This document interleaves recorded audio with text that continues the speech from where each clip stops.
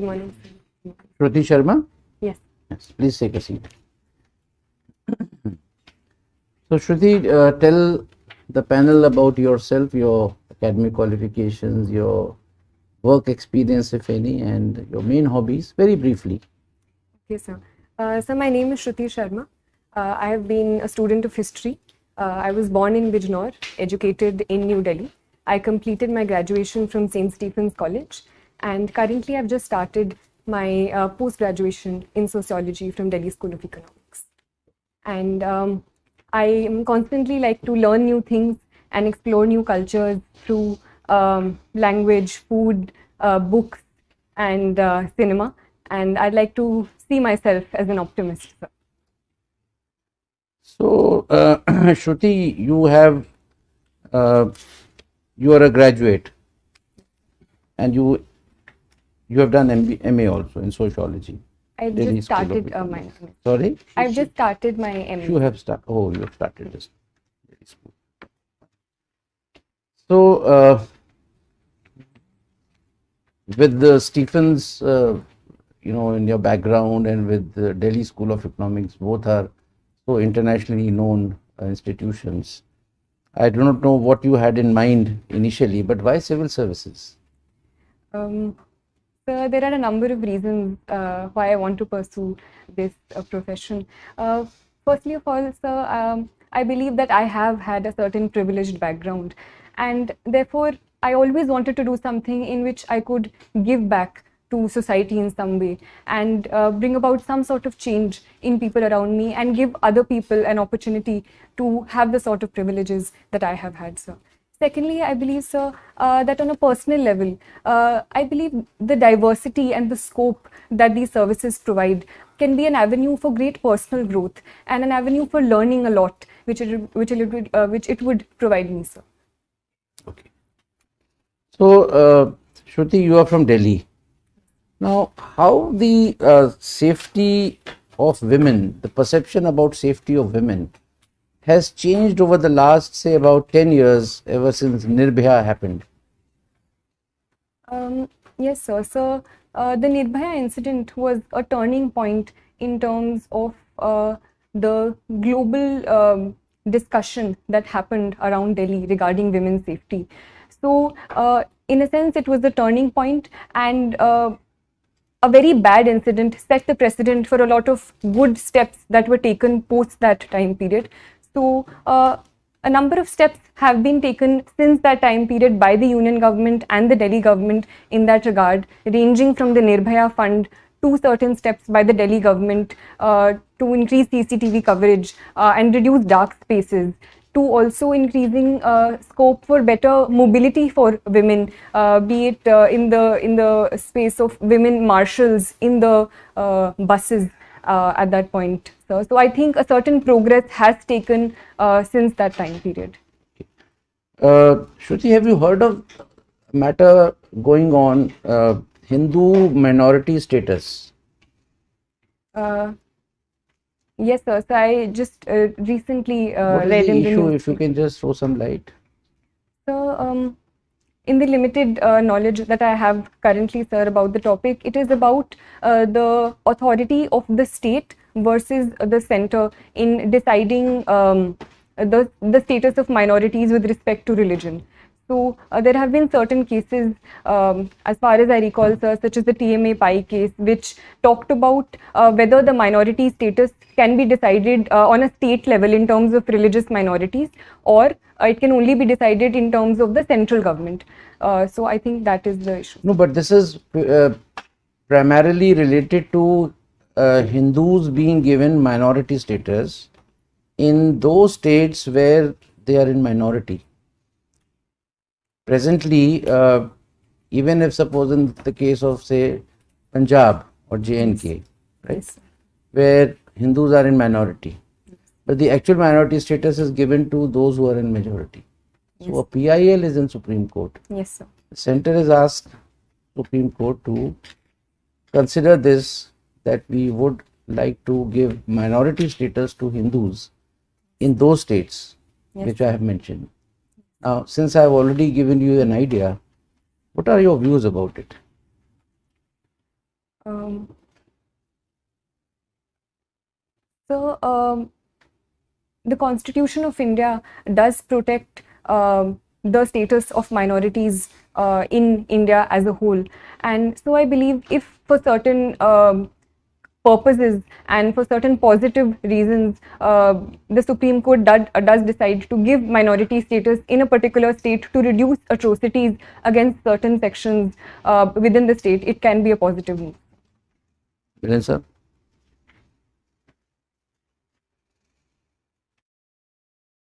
Question, I'll take it on. You see, the Supreme Court does it. Supreme Court in no way is in a position to stop atrocities. It will only adjudicate a matter in view of the constitutional scheme. What does the Constitution provide? So how do you think it would stop atrocities on minorities, religious minorities at that? So if it can provide in the future a certain safeguards that the minority status can provide and certain special steps that can be taken for minorities in a particular state. Can you give any example when Supreme Court has provided safeguards, laid down safeguards?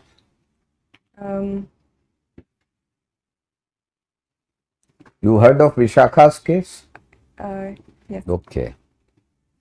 You've been a student of history. Yes, sir. Who do you think, whom would you rate as a foremost historian of the later Mughals period? Who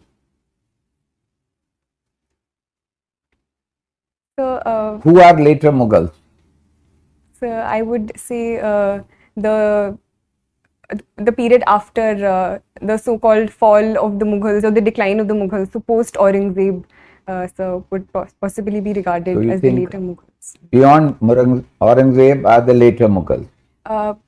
Yes, sir. So which are not considered so high and mighty in the course of their achievements. Okay. Recently, there has been a talk.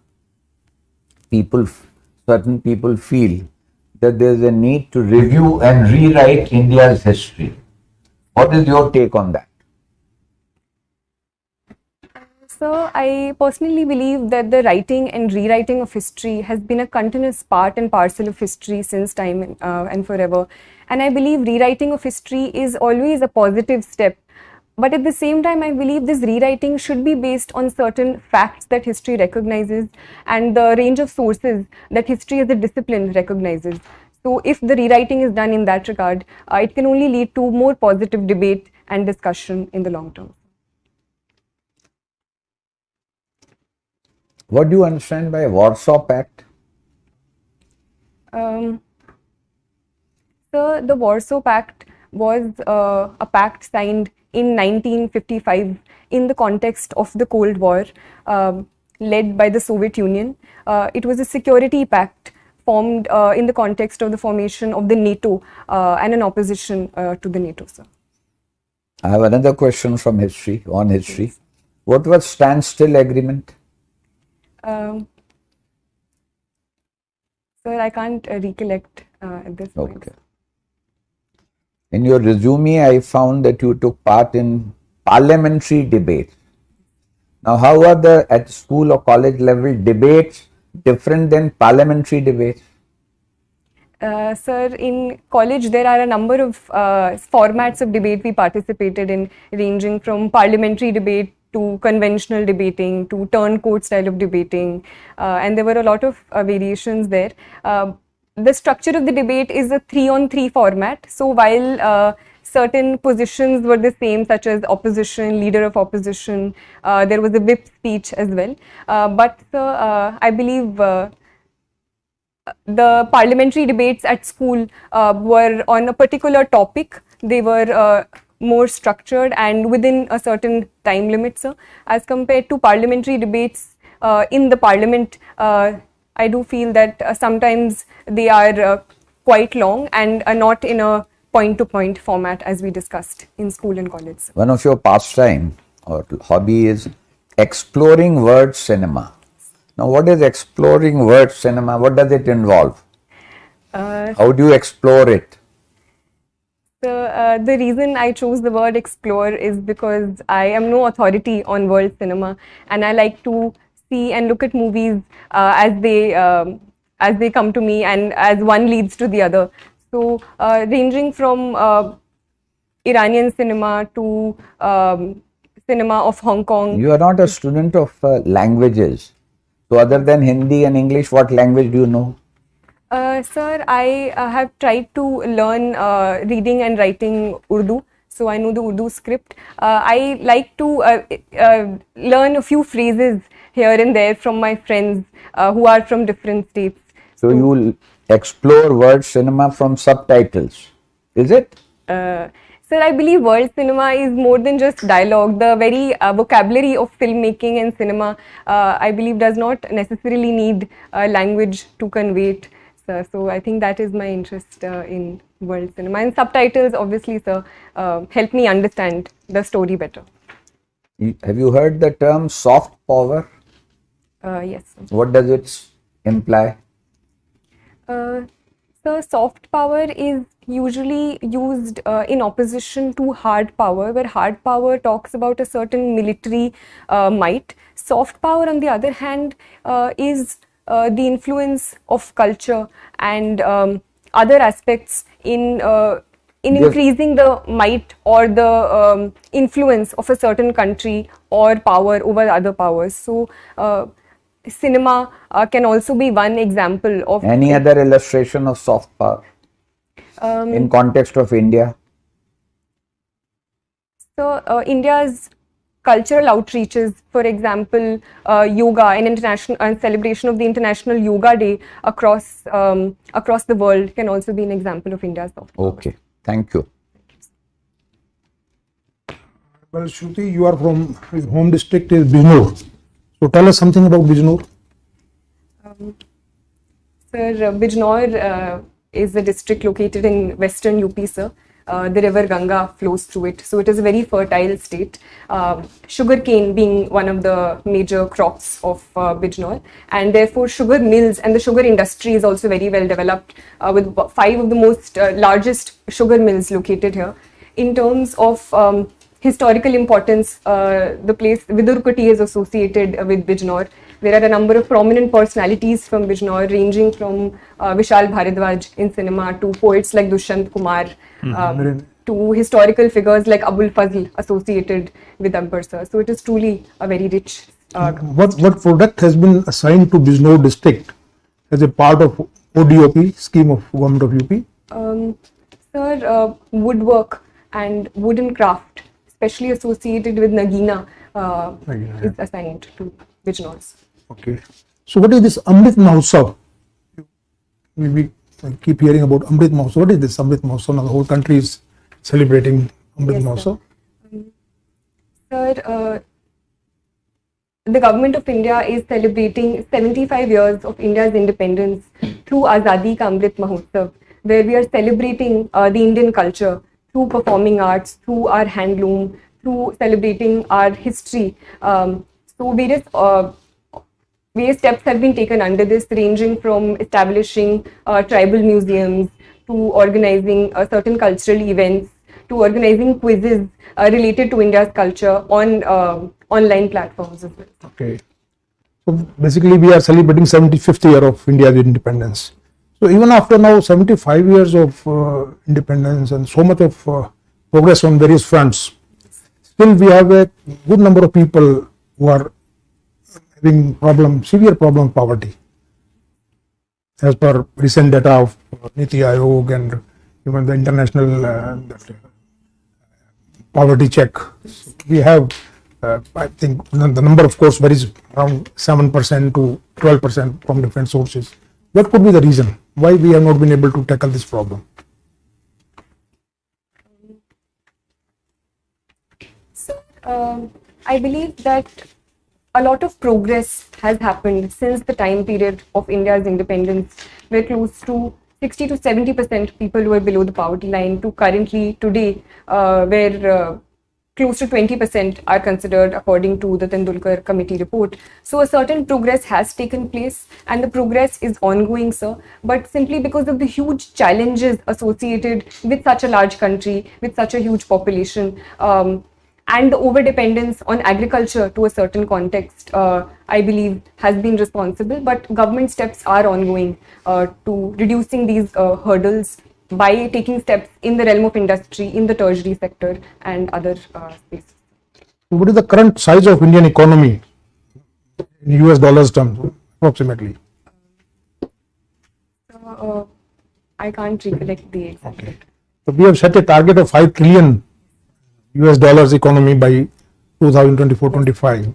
Currently we are at around 3 plus. Do you think we'll be able to go somewhere nearby by that time? Is there any, what measure do you think can Government of India take to really give a big boost to our growth?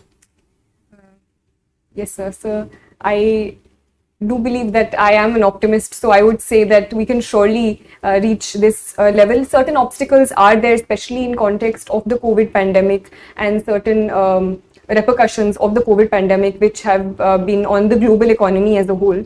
But personally, sir, and as per the Niti Aayog report as well, infrastructure is one area where we do need to spend a lot of money in. So the Niti Aayog has said that $4.5 trillion should be spent in infrastructure creation till 2030. So that is one area we need to work on and are working on. Secondly, sir, is the area of industry and manufacturing, which the government has also given a lot of importance to, especially the PLI schemes and Assemble in India programs, which we are encouraging. MSME is also one sector in the manufacturing sector. Through various Mudra schemes, we are pushing forward.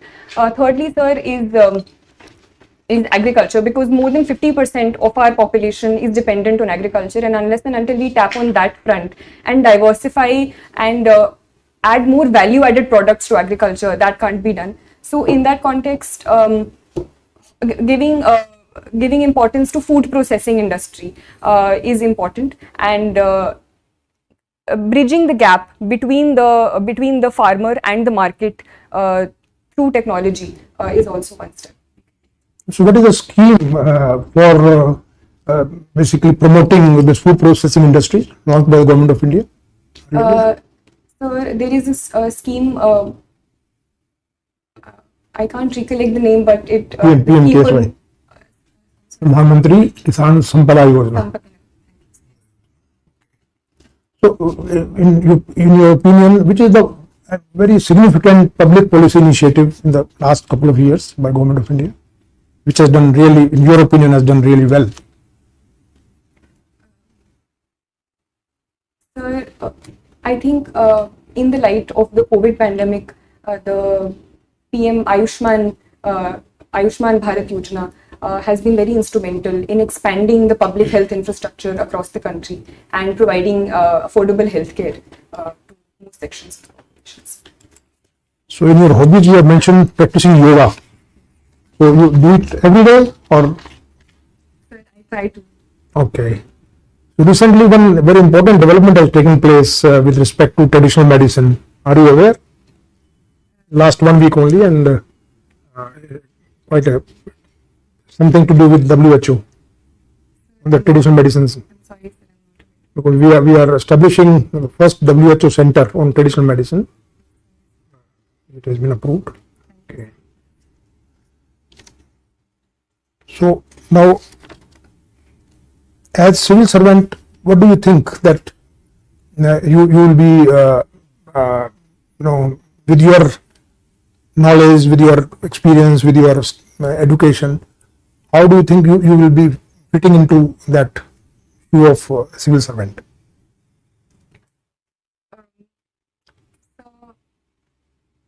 Sir, as per my background, I feel that my background in history can help me understand present social realities in a more wholesome way, and therefore solve them using that background of history and the social sciences, sir. So firstly that. Secondly, sir, I believe I think I do have an ethic of dedication towards my work and personalized work ethic, where I am able to stick to deadlines and perform work in an organized manner. So that I think can help me, sir. Thirdly, I believe, sir, that I like to work in teams, and I have good interpersonal relationships with people around me, and I have been told so. So that also I think can be an asset. So have you any experience of working in a team in your college or university days? Yes, sir. I was in school. I was in the student executive, and I was appointed as the secretary of cultural affairs. Okay. So we organized all school events and participated in and organized all the events during the entire school year. Thank you. Shruti, you are a student of history. Yes, And you have sociology, and studying sociology. What was your optional paper in the exam? it was history, sir. It was history. Yes, sir. Okay. What stand has India taken on the Ukraine war? So Ukraine, sir, India has taken multiple stand on the Ukraine war. It has taken a very assertive stand in first and foremost condemning the violence perpetrated by both sides. So, and it says that it is bound by the UN Charter and stands for UN Charter and territorial integrity and sovereignty of any nation. It has also been talking to both sides and arguing for and asking for a position of dialogue and diplomacy to solve the war and a complete cessation of conflicts. What is India's voting record in the UN Security Council and General Assembly? Sir, I'm sorry, sir. In the context of the Ukraine war, so India has abstained from any resolutions by either of the two sides condemning the other. Is abstaining meaningful, or does it mean that doesn't mean anything? Sir, in the context of India, I think it is a meaningful stand, and it helps India maintain its strategic autonomy on the issue and upholding its national interest in both cases, at the same time providing itself an avenue for talking to both sides simultaneously and not antagonizing any of them. Do you think India's relations with Russia, those relations with Russia are also a factor in this decision? Abstaining? Sir, I believe that India has categorically condemned the violence that is happening. So that is a constant thing which has led to this decision. But at the same time, it has also abstained in the context of making sure that it does not antagonize both sides and at the same time maintains its strategic interests. So. Why is the US so keen to expand NATO to include Ukraine? Why?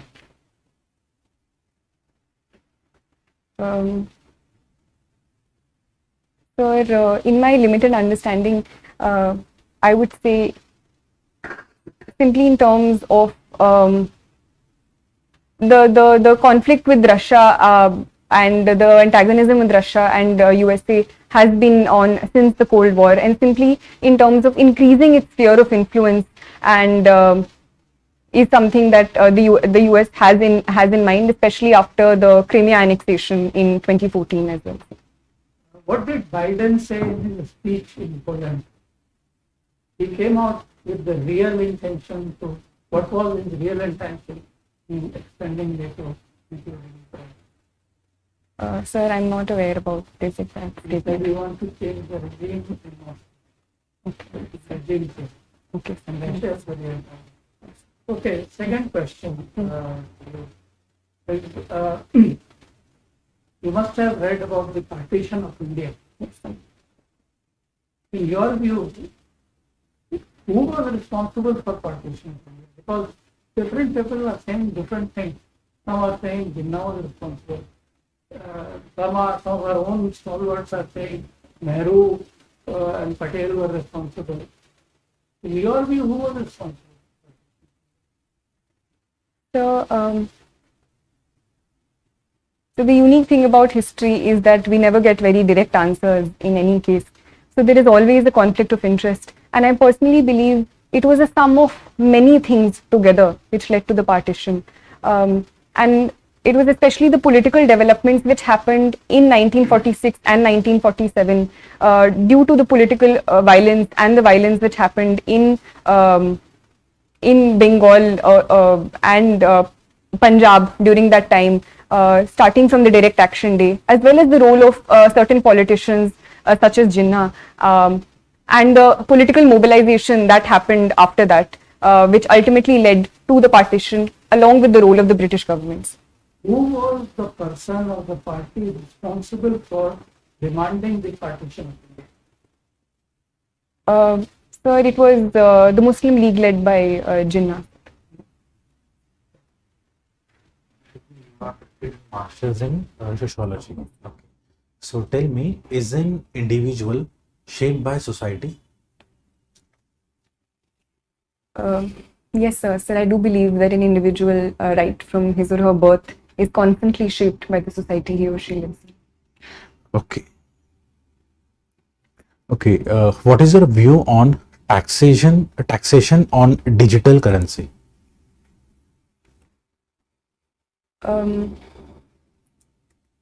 So this was a step that was taken in the context of the current budget, and where cryptocurrencies have come under taxation, sir. Sir, I think it is a good step in terms of bringing into ambit and increasing a source of revenue for the state for a reality that is increasing around the world, and so it is an area which was not under the ambit of state taxation. So I think it is a positive step that this area has been brought under taxation. Okay. You do not seem to be very keen on joining police services. Any particular reason? Sir, I would like to join any services where I have been provided an opportunity, sir. But since I was provided these options, as compared to the other services above it, I personally feel that I am temperamentally more suited for the other services, and I've talked to other friends, and it also involves arms training, and that I would personally be less comfortable with, but I would be overjoyed if I get to perform in the services, and I would do it to the best of my abilities. Thank you. I pass on to Chairman, sir. Shruti, we have asked quite a few questions so far. Any question any topic which we may not have covered, or some topic which may be of your choice, you would like to ask the last question from the subject of your choice? So poetry is something that I... So poetry, tell me which kind of poetry you recite or write, English, Hindi?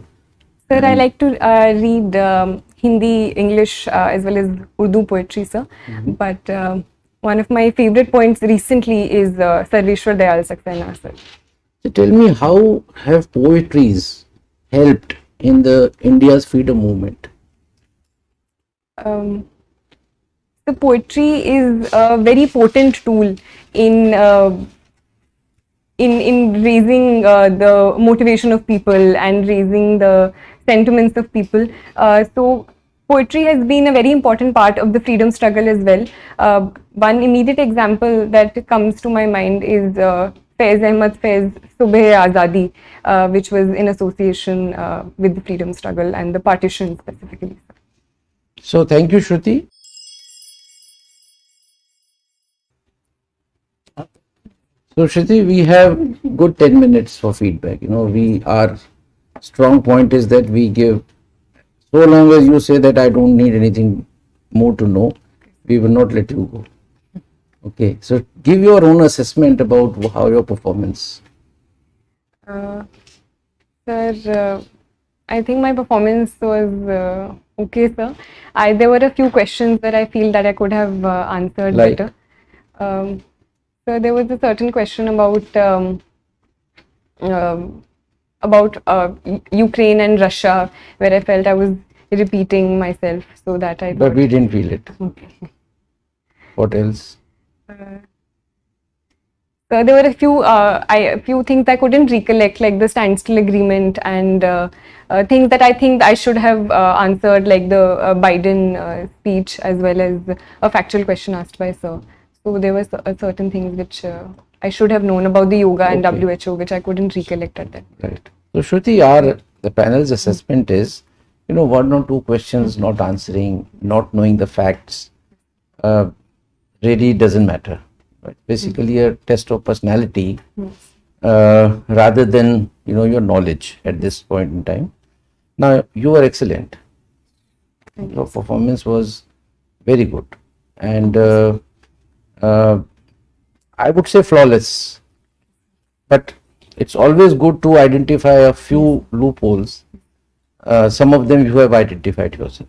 So not referring to the answers that you could not give, especially knowledge related, but I will certainly point out your little weakness on the current affairs. Yes. You had not read the newspaper of yesterday, today, and that is why you did not know much about the Hindu minority status matter. Otherwise, you would have, just like other answers, you would have very fluently, you would have answered this. Yes. Number two, we were slightly amazed that when the esteemed member asked you about the how much $1 trillion economy India is, you were just blank. And when he again asked another related question, then you were, you were so fluent and thorough in all the matters, So what made you just keep quiet on that question?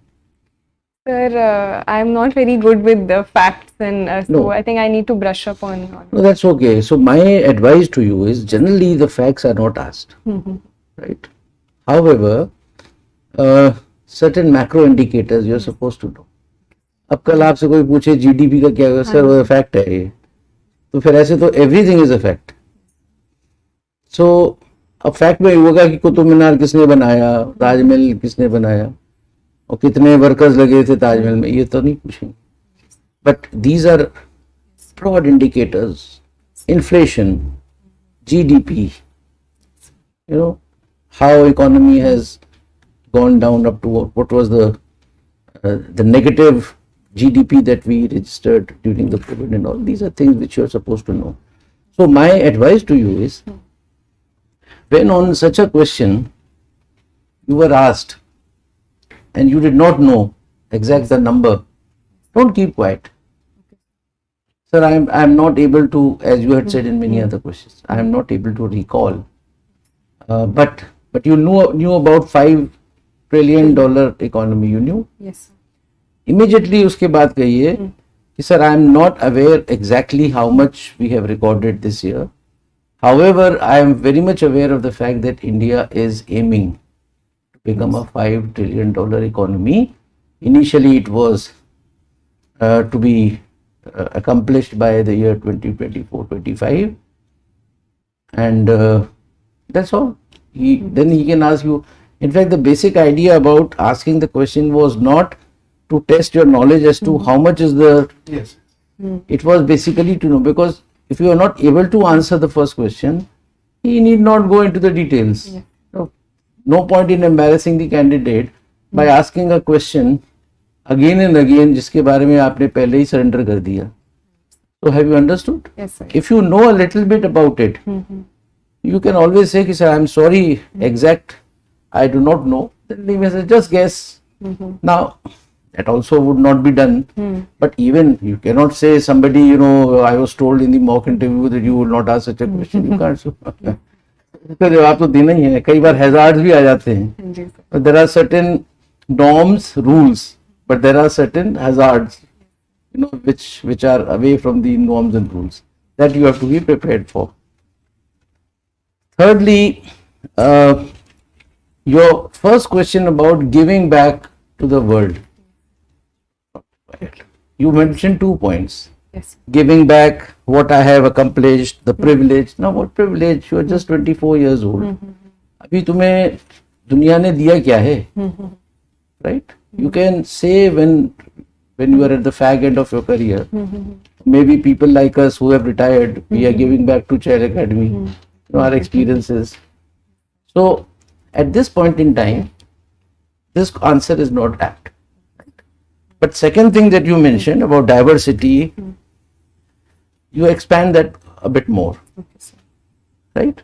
So public services, the basic difference between whether you are an academician, whether you are a corporate in corporate sector, when you have to choose the civil services, the first thing is that you are joining a public service. You're keen on public service. That is the uniquest part about civil services. तो public services में कई बार ये भी पूछते थे, public service करनी थी तो you should have become a leader, political, you should have joined politics. Yes. Somebody can ask you.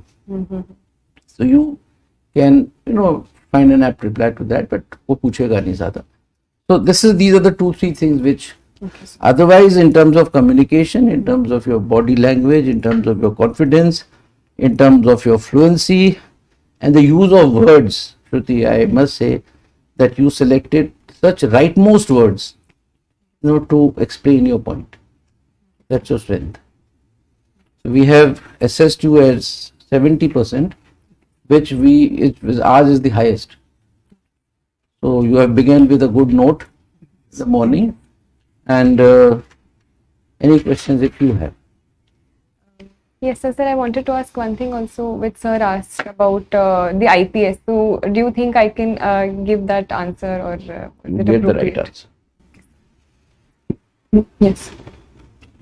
Please, I share everything which the chairman has said. Myself am particularly pleased that you have given the foreign service as the second choice. You are the first candidate who has not given it as the third choice. Yes, sir. And but if you have given it as your second choice, Yes, sir. then for issues like Ukraine, you need to go a little deep into that. Okay, sir. Okay. So that is what I would like to say. Selection of words was mentioned, and that is a skill, and one of the essential skills required for a diplomat. Yes, sir. So don't change. My own advice is don't change your option. I'm joking. Okay, sir. To you. So once I wanted to ask, sir, what would be a good answer to the question where you asked about is Russia one of the concerns why we have abstained? Russia is the concern, which is the main concern, Yes, sir. because the US has been putting pressure on us Yes. to vote with them. We have resisted that pressure. Why? Because of Russia, because of our dependence on Russians arms imports, which are very important for us. So, as you said, national interest is the most important thing. So, our national interest is to stay neutral in this. But should we, in any case, I think it is an unjust war inflicted by the West on Russia. Yes. I'm not, you don't have to say so many words, but most of us in Delhi, the foreign service community, they see it in these terms. So it is you are also on the right side of history. Though your Western media will tell you that you are, why is India not voting for us, this and that. But if you ask this question, then you say because of our national interest, because we import arms. And at this point, with China on our border, one side, the arms need spare. Okay, sir. Yes. Anything else, Shruti? So you were saying something. Sir. No, Shruti, I was telling that the question about the why IAS, why not IFS. Normally, it is not asked. This is again in that hazard category. And if it is asked, and the reason why it is not asked, that the interview board doesn't want to give any particular importance to any service. That's one. Number two, the perception of the candidate should not be like this, that this service is superior, this service is not so superior. You haven't got into any service. You can get anything, so why should you get disturbed about it? in case somebody asks, like it was asked today, the best thing would not to compare the services, which you did not, and take it on yourself. Sir, I am best suited. I thought my personality or my not even liking, I'm more suited for, or I'm not suited for the Indian police service, which you said. Without criticizing, you know, sir, a lot of foreign, this is a lot of traveling, I want to be in India, this, that. Or my father said this, mother said this, no. Just take it on your own. You are more, I think, suitable for this particular service. So I thought that I'll do justice with that service if I get it. It was the word temperamentally, which is a fact. It's not like me. I'm temperamentally not suited to the police. Yes, sir. Yes. Temperamentally. Right? Thank you so much. Thank you, sir. All the very best. Thank you, sir. And if you have done your means, Shruti, we are anxiously waiting to see your name in the list, final list. Thank you, sir. Yeah.